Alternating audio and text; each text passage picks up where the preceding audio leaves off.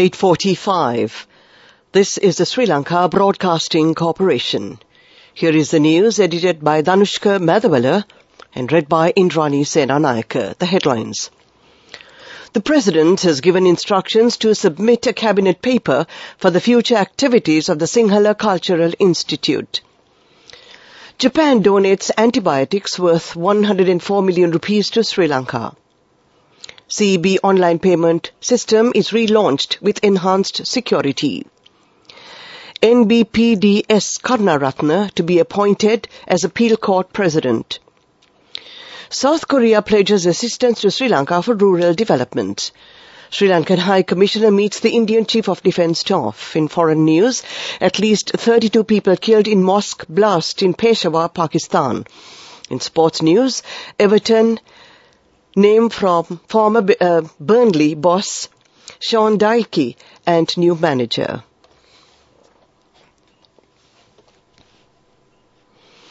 President Ranil Wickremesinghe has instructed Minister Vidura Wickramanayake to prepare and submit a cabinet paper for the upcoming activities of the Sinhala Cultural Institute. In order to continue the Sinhala Cultural Institute's activities, which protect the nation's cultural identity, the President also encouraged the formation of a joint committee with the Ministry of Cultural Affairs. President Wickremesinghe issued these instructions during the discussion held at the Presidential Secretariat this morning regarding the site of the Sinhala Cultural Institute. The existing problems related to maintaining the Sinhala Cultural Institute were extensively discussed.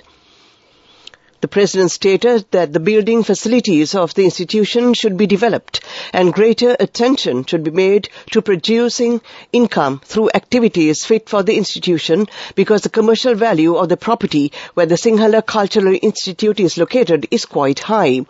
He also stated that if any financial provision is required for this purpose, the necessary arrangements can be made to provide it through the Ministry of Cultural Affairs. A stock of antibiotics worth over 104 million rupees essential to the country's health system has been donated to the Ministry of Health today under the JICA aid project of the Japanese government. The first secretary of the Japanese embassy in Sri Lanka, Kenji Ohashi, officially handed over the consignment to Minister of Health Kehelia Rambukwella. The Health Ministry, issuing a statement, said the Japanese government provided the medicine on the request of the Sri Lankan government within a short time span of 3 months. Minister Rambukwella said Japan and its people have made great contributions to the health sector of the country and thanked the government for continued support thus far. The minister said, while amidst a crisis, the health sector is moving towards new strides and also seeking short, medium and long-term solutions. Meanwhile, First Secretary Kenji Ohashi said the Japanese government will continue to provide assistance to Sri Lanka, especially considering the long-term ties between Japan and Sri Lanka. The Ceylon Electricity Board announced that the successful relaunch of its online payment gateway that had been temporarily shut down following a cyber incident detected in the latter part of November 2022. Upon the discovery of a cyber incident related to the online payment gateway system, CEB immediately engaged with cyber security experts of SLCert as well as other relevant authorities to assess the situation and comprehend the incident. The CEB, with due advice from SLCert cybersecurity experts, took immediate measures to duly manage the security compromise. In fact, the in place internal reconciliation mechanism with partnering banks had prevented any financial losses to the CEB due to this incident. This news comes to you from the Sri Lanka Broadcasting Corporation. We continue with local news. The president of the Semol Undong Foundation, Lee Seng-jong, called on Ambassador of Sri Lanka to the Republic of Korea, Savitri Panabukka, recently at the Embassy of Sri Lanka in Seoul. During the meeting, Ambassador Panabukka discussed the success of current Semol projects in Sri Lanka and appreciated the contribution of the Semol Undong Foundation towards the development of the rural economy of the country. The ambassador also discussed the mechanisms to enhance future cooperation between Sri Lanka and the Semol Foundation. Sri Lanka's High Commissioner to India, Milinda Moragoda, met with the Indian Chief of Defence Staff General Anil Chauhan recently at the Ministry of Defence in Delhi. The cordial discussions were centred on the existing defence cooperation between the armed forces of the two countries and shared security interests in the region. High Commissioner Moragoda conveyed his appreciation, especially to the Indian Armed Forces, for providing world-class professional training for the armed forces personnel of Sri Lanka over the years. The High Commissioner also discussed with the Chief of Defence Staff the ways and means by which the existing defence cooperation could be further expanded. The Constitutional Council that convened today has unanimously approved the nomination of NBPDS Karnaratne to be appointed as the President of the Court of Appeal. The Council convened today in Parliament under the patronage of Speaker Mahinda Yapa Abewardena.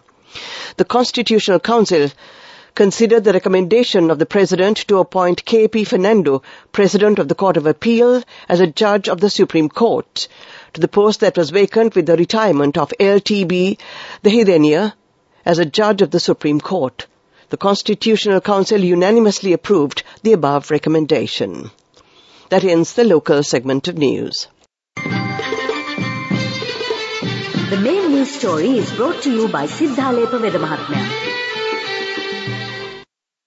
The Ceylon Electricity Board says there will be no power cuts for 2 days as the Water Management Secretariat has decided to release water from reservoirs to avoid possible spilling as heavy rains are expected in catchment areas. Chairman of the CEB, Nalinda Ilangakon, said accordingly no power cuts will be imposed today and tomorrow as a result. Meanwhile, the PUCSL chairman says that on the request of the Commission made on the 29th of February, the Water Management Secretariat has released adequate water to generate power without any interruptions today and tomorrow. Janaka Ratnayaka said a decision will be made on Wednesday for the rest of the advanced level examination days. Earlier today, the Public Utilities Commission of Sri Lanka said that the Water Management Secretariat had agreed to release adequate amounts of water from reservoirs in order to generate sufficient hydropower for the next couple of days. The main news story was brought to you by Siddhalepa Vedamahatmya. Brush your teeth twice a day for healthy teeth and gums. Supiriviki and Kakulu, your trusted brands in oral care for many years. Supiriviki Ayurvedic toothpaste for adults. Kakulu Ayurvedic toothpaste for kids. 9 Ayurvedic ingredients of Supiriviki will protect your teeth and strengthen your gums.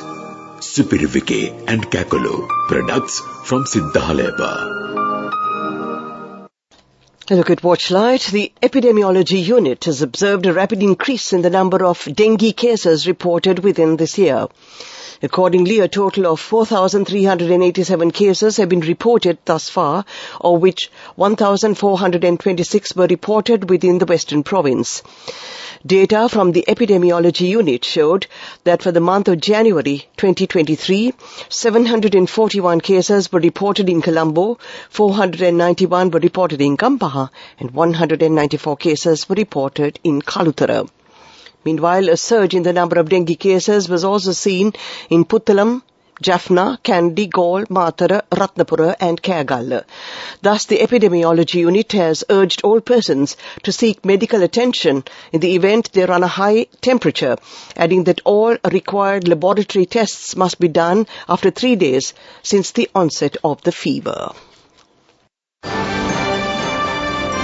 Coming up, World News.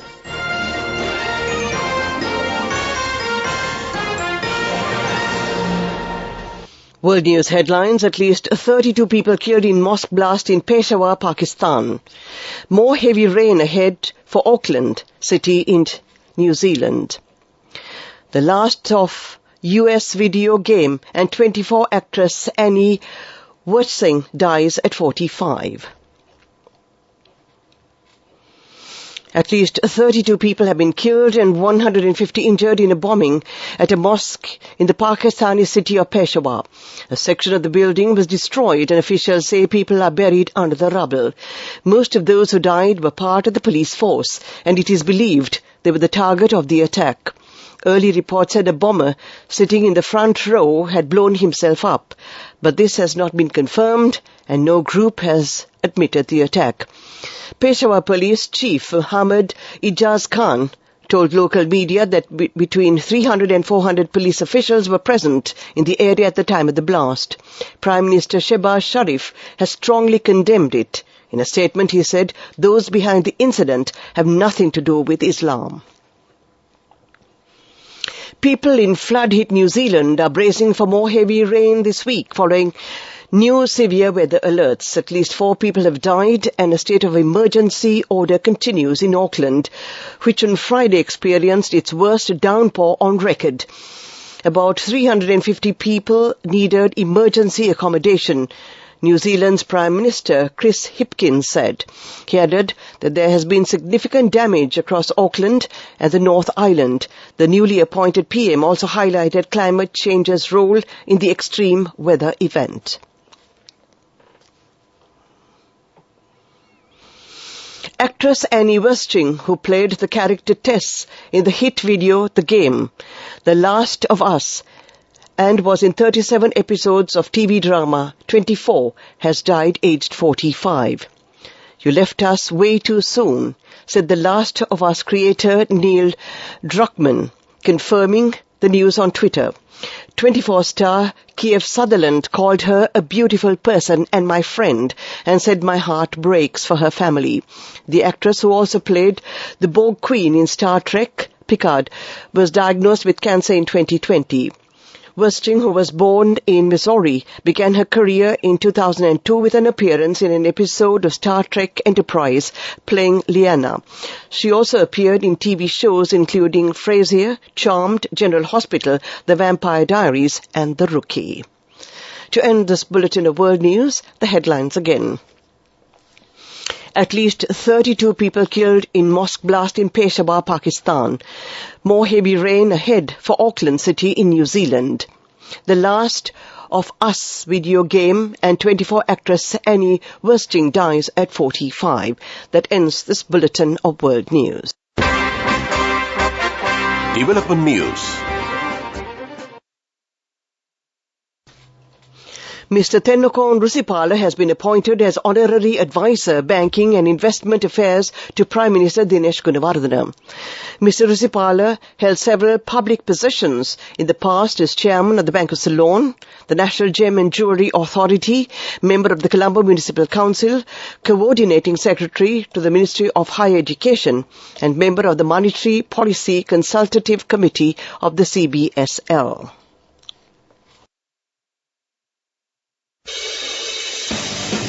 Sports News is brought to you by Sampath Bank. We present your future. Everton have named Sean Dyche as their new manager on a 2.5-year contract until June 2025. The Toffees sacked Frank Lampard last week with the club 19 in the Premier League and 2 points from safety. Dyche, 51, has been out of work since he was dismissed by Burnley last April after almost 10 years at the Clarets.